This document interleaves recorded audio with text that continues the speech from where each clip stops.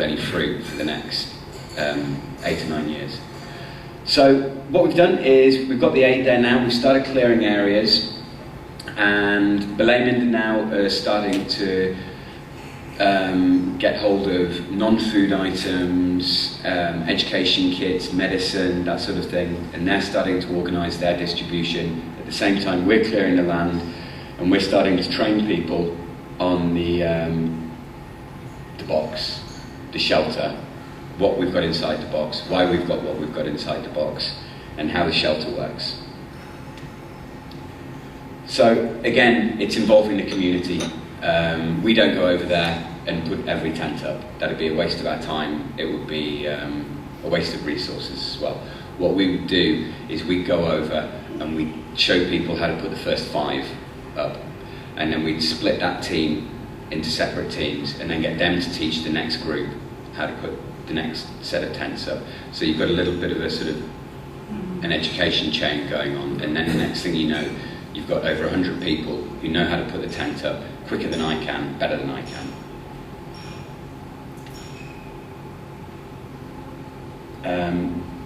This chap here, James, he was,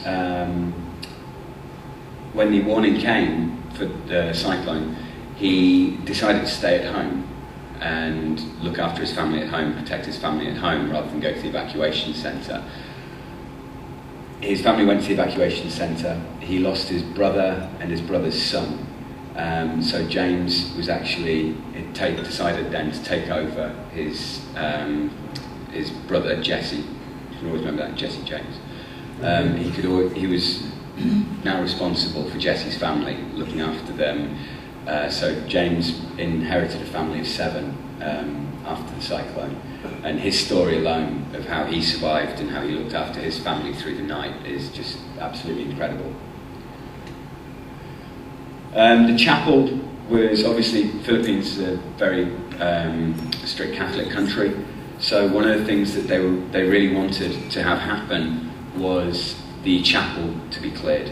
So we made sure, Bo, the Rotarian from San Francisco, I asked Bo to take charge of clearing the chapel and start organising, building a roof for it, because if we can help people in that respect, that goes a long way for the psychosocial side of the healing process and the rebuilding process. The psychosocial side of it is just as important to us as the actual physical rebuilding. So you can see at this point we've actually got a digger, miracle.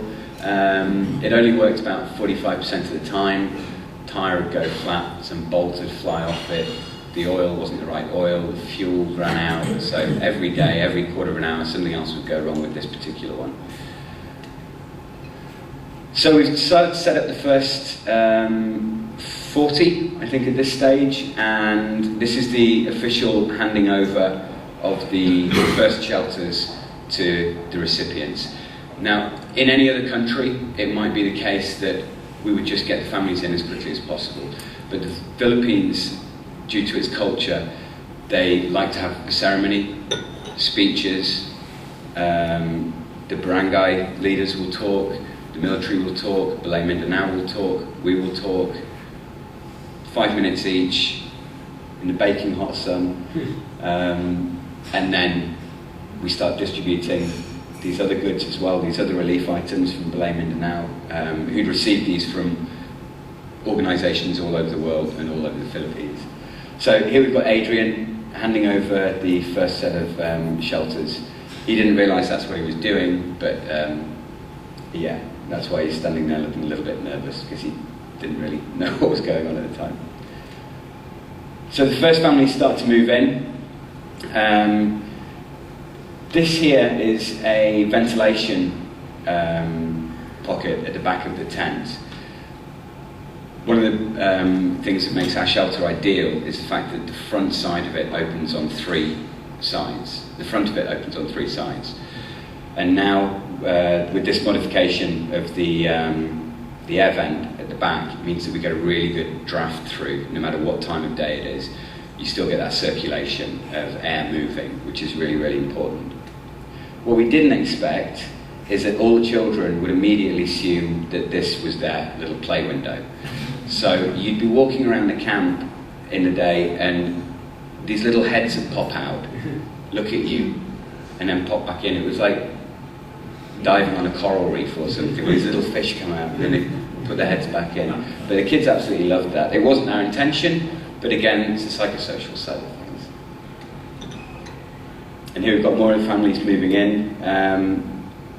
The entrenching tool here that we have inside the kit was really important. It was very, very important on this particular job, because what people had to do, because the rain was still constant, I obviously wasn't able to take photographs in the rain, so every photograph that I've got looks as though it's nice sunny weather, but that was only about, I'd say, 5% of the time that we had this sort of weather.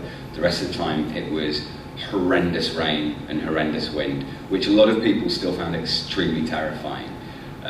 They thought the rumours were that Pablo was going to come back and finish what it had started, and some awful rumours going around. So the entrenching tool was a really, really good piece of kit, because it meant that people could dig drainage trenches around their shelter, which is why we have it in the box. But this was the first time that I've actually seen everybody using it for the right reason, or for that reason.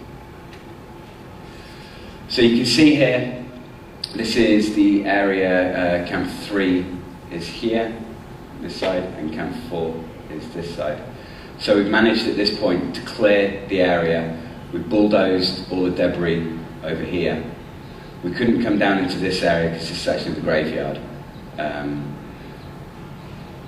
So we've basically, at this point, we've got all 100 shelters up, and we've got all 100 families moving in.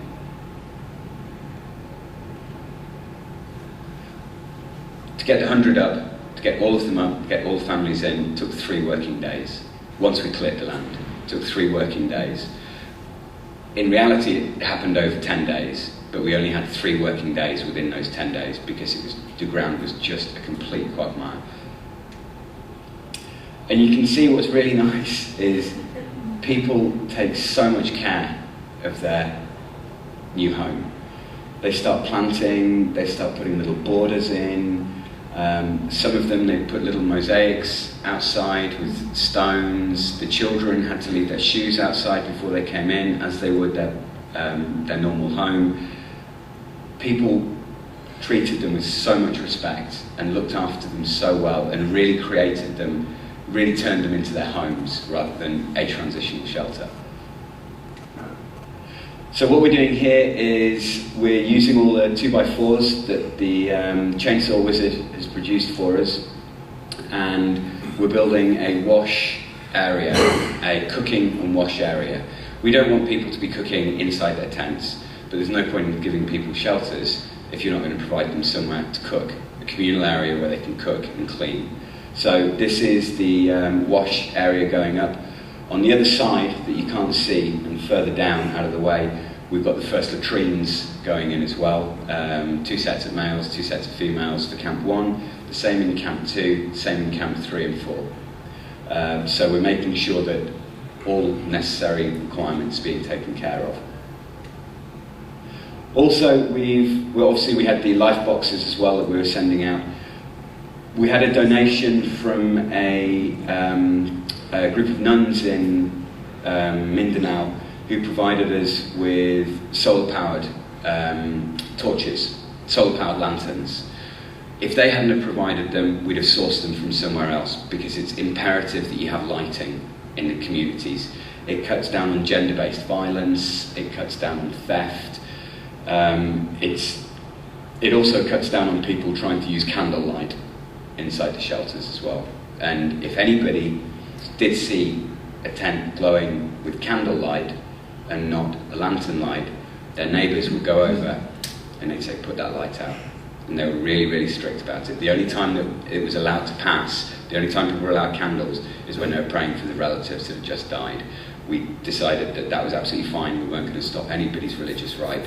So the only time people were allowed candles inside the tent was when they were praying at sunset for relatives who had died in the cyclone. So you can see here, they very quickly become very relaxing places for everyone.